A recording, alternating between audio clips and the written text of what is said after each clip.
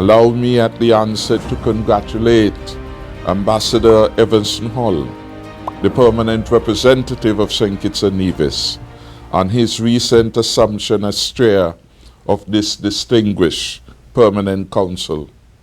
Ambassador Hall, I know that you will work hard for the good of the entire Organization of American States, and you will do your country proud as you lead this council for the first quarter of 2022.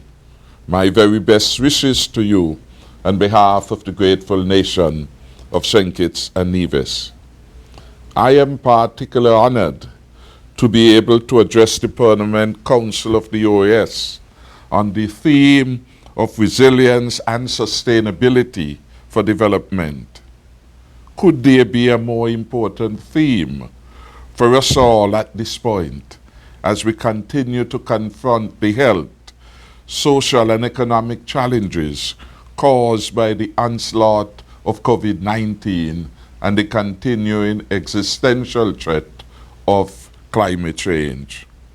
I join you today to underline my country's unwavering commitment to the OAS and the role it continues to play in seeking solutions to the socioeconomic challenges which confront our hemisphere. And I want to use this opportunity to extend my country's profound gratitude to our hemispheric partners who, in the spirit of regional cooperation, solidarity, and generosity, have offered various types of assistance to help build resilience in my homeland and in the wider CARICOM community, and indeed across our hemisphere during the nearly 2 years that we have been struggling with the COVID-19 pandemic. I thank the member states of the Caribbean for their own donations of vaccines, the United States of America for the field hospitals it has provided to us, and the Pfizer vaccines provided, among other resources. Mexico and Argentina for their offers of vaccines. Canada for the donation of personal protective equipment.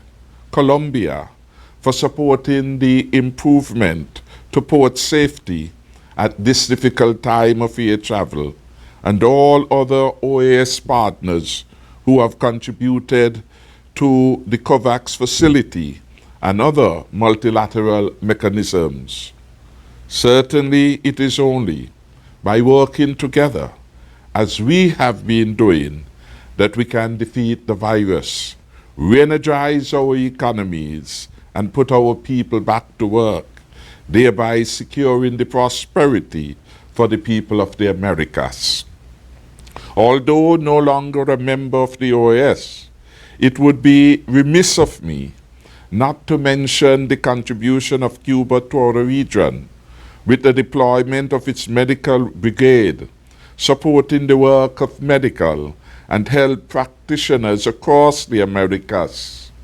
We owe them a debt of gratitude for their unwavering support to many countries in Latin America and the Caribbean, despite their own prevailing socioeconomic challenges. As the lead head of government and health matters in the quasi-cabinet of CARICOM, I applaud the Herculean efforts of the Pan American Health Organization, PAHO, and the Caribbean Public Health Agency, CARPHA, in mobilizing resources to address the health challenges of COVID-19 and for their invaluable support to our health professionals across the hemisphere. The recent surge in infections, in hospitalizations, deaths, and the prevailing vaccine hesitancy across the hemisphere remain matters of great concern. More broadly, the World Health Organization has put vaccine hesitancy as one of the top threats to public health globally. As we continue to battle with new variants, it is important that we come together as a family of Western Hemispheric sovereign states, bound together in a spirit of brotherly love, as we redouble our collaborative efforts to strengthen our economies so that we can adequately meet the challenges of increasing global health threats and be better able to safeguard our region. Excellencies, the past 2 years have been particularly difficult for our people across the hemisphere, as the convergence of crises has generated unprecedented shocks to our lives and livelihoods, and simultaneously thwarting our growth and development agenda. For the fragile economies of our CARICOM region, we are also confronted with the devastating effects of climate change, limited access to concessionary financing, the risking of correspondent banking services, the escalating costs of food and commodities, and growing supply chain issues. This pandemic has undoubtedly exposed the weaknesses of our global health and socioeconomic architecture, and it further underscores that our countries cannot operate as if it were business as usual. We must take collective and decisive action now to build more resilient and sustainable economies for future generations.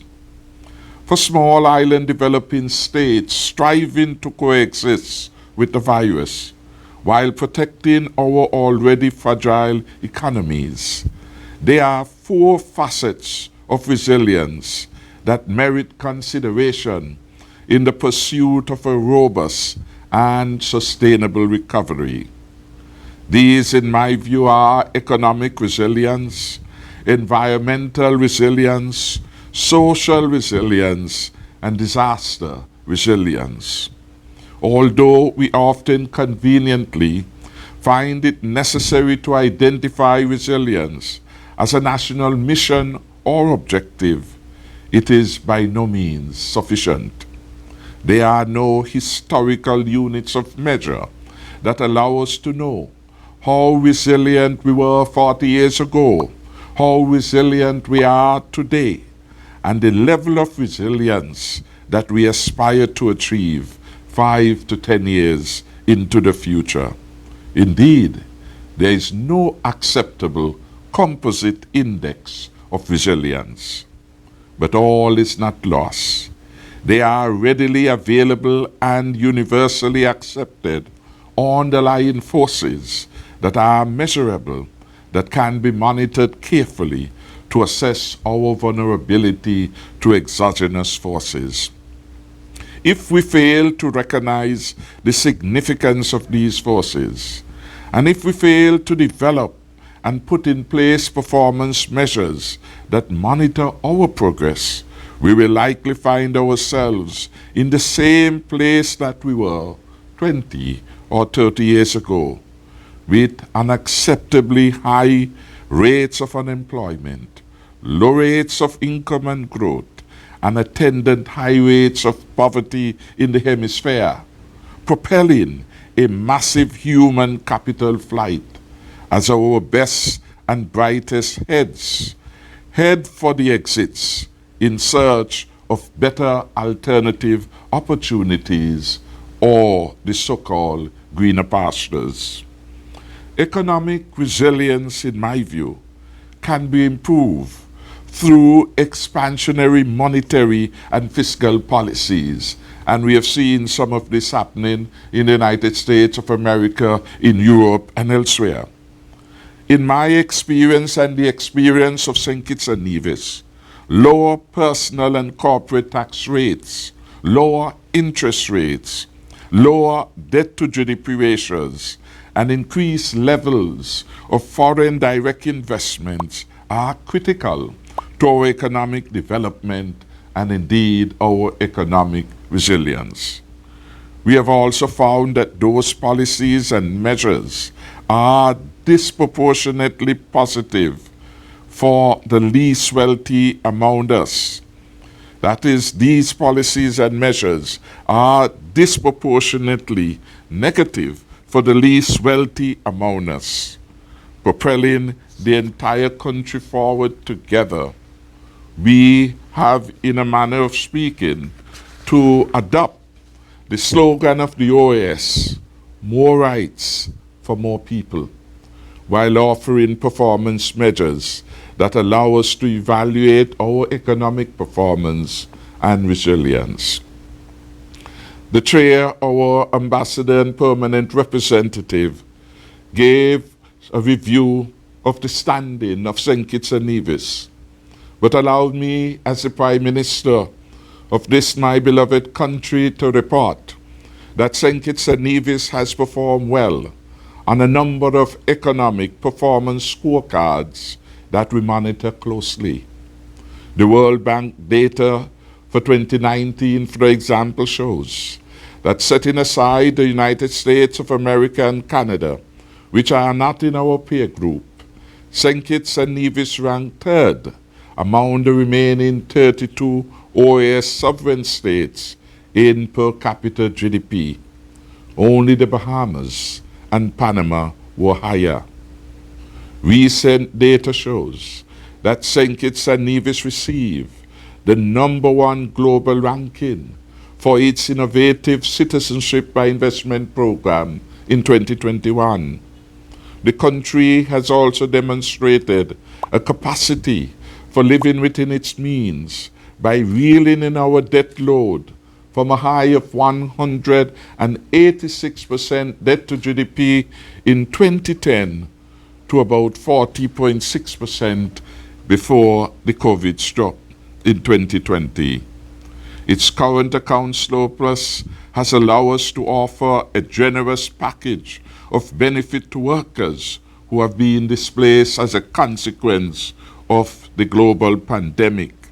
And we did so without having to seek the assistance of the World Bank and IMF, as some other countries have needed to do.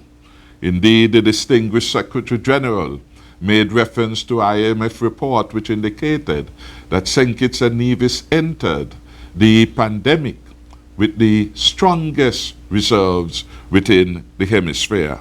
That is no mean achievement for the smallest democratic country in the hemisphere.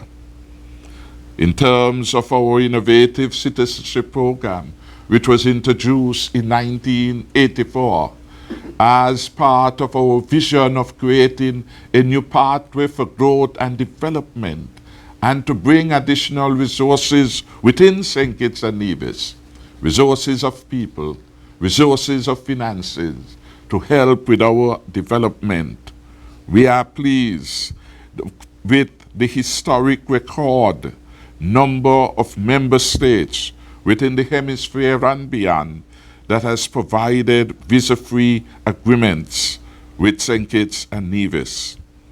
As it stands now, St. Kitts and Nevis, our citizens, can now experience hassle-free travel to over 161 countries worldwide, including major business hubs in Asia, in Europe, in Africa, and others with which we have achieved bilateral relationships. This is an important indicator of our partnership, of our involvement, and of the respect which the international community holds for St. Kitts and Nevis. We did not arrive at this stage of development by accident. We have suffered through episodes of difficult times, hurricanes, for example, and we also had the scenario of a debt ratio of 186% of our GDP. At that time, it was the third highest in the world, crowding out access to funding in support of the least wealthy and the most vulnerable among us because of the high cost of funding that public debt. We made a commitment to live within our means. And in 2015, when my government took office for the first time, we made a deep commitment to escape the low income levels in which our people have been trapped by announcing a strong commitment to the pursuit of democracy for all our citizens and residents. I am proud as a leader of this country to report that our small nation has been holding its own with respect to the dominant pillars on which this organization proudly stands. With respect to the pursuit of democracy, and we recall 2011 when the Democratic Charter was signed on. The World Bank data for 2020 show that St. Kitts and Nevis is among the top 10 OAS member states that is not burdened by corruption. It holds the ranking of 9 among all 34 member states of the OAS with respect to political stability, which can play utter havoc with our democracy and development. St. Kitts and Nevis is ranked 6 among the 34 OAS member states. And with respect to what the World Bank defines as voice and accountability, St. Kitts and Nevis is ranked 4th among our member states, indicating that here in my beloved country, there is a healthy respect for contrasting points of view expressed by the opposing political side. Democracy has been at the heart of the work of the OAS, and we are heartened that we are in excellent standing in that particular indicator. In the World Justice Project Rule of Law Index, St. Kitts and Nevis has been among the top performers within the OAS and CARICOM. I want to return to the theme of climate change, and again to ask that we do not allow the passionate plea from my fellow CARICOM heads of government at the recently concluded COP26 to fall on deaf ears. Let it challenge all of us to make a difference to our own daily efforts, creating a safer environment to live and prosper. Climate change stymies our economic development and give rise to migration issues and other related challenges. Climate change, which the Secretary General reminds us represents an existential threat to all of us, but more particularly small island states, is destroying the conditions for life and well-being with record heat, worsening hurricanes, floods, sea level rises. Some have argued that COVID-19, that climate change is a bigger challenge than COVID-19. We must work assiduously to fulfill our pledges to adapt to and mitigate its effects, including more resilient health facilities. And here I take the opportunity to commend the PAHO Smart Hospital Program as best in adaptation. Finally, in conclusion, poverty, transnational crime, inequality, social exclusion, all are exacerbated by the pandemic, and they are threats to the democracies of the OAS. As the OAS works towards renewal in our region, we need to address these multidimensional challenges with a multidimensional approach. This requires an OAS that is adaptable and fit for purpose. I thank you.